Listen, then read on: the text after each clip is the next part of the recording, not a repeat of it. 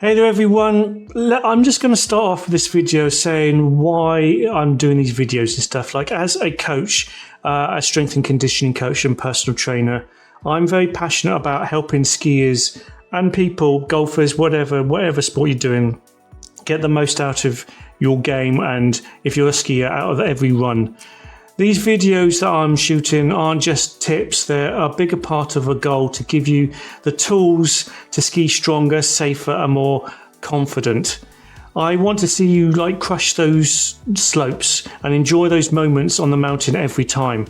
Now, I have got videos on YouTube saying about how to ski, edge control and all this. But these videos I'm here doing on Instagram and maybe on YouTube Shorts is more about mobility training, strength training, what I do pre-season and off-piste skiing. So what I do in the gym, helping people to improve their skiing or golf or whatever sport or just everyday life to get you improved all the time. So today what I'm going to talk about is mobility drills, and it really is the key to a ski position and helps you a lot.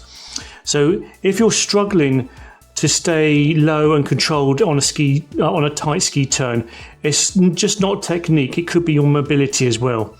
This is why mobility matters in skiing. Tight turns and controlled descents demand excellent mobility in your hips and ankles. Without this, your range of motion is limited, okay? And staying low becomes a struggle. I see people standing up tall. You've got to get low, leading to less control and more fatigue on the slopes. So you've got to really struggle if you don't get your mobility really sharp on this. So there's some of the benefits of mobility training. So better ski control, increased range of motion in your hips, ankles, helps you stay balanced and make sharper turns. That's a no-brainer. Reduced risk of injury. I say this a lot, but it really is really important. Proper mobility reduces strain on your knees and lower back. And it will improve your technique. With enhanced mobility, staying low and maintaining proper form becomes second nature, so to speak. You'll be able to get lower, you'll be able to get those sharper turns, quicker turns, and you'll feel a lot more better when you're skiing.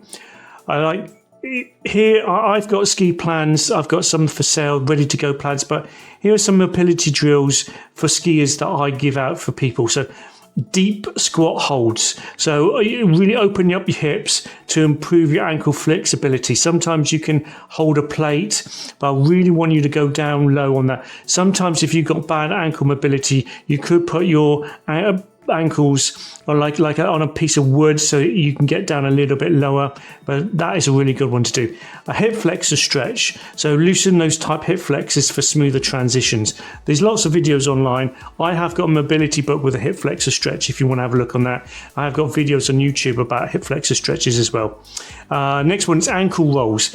This increased ankle mobility and stability for better edge controls. So you'd be surprised how many people think that it's when you're skiing, it's like the bends in knees that you got taught 20 or 30 years ago. It's not actually bends in knees, it's actually sort of flex the ankles, and that's what it really comes down to.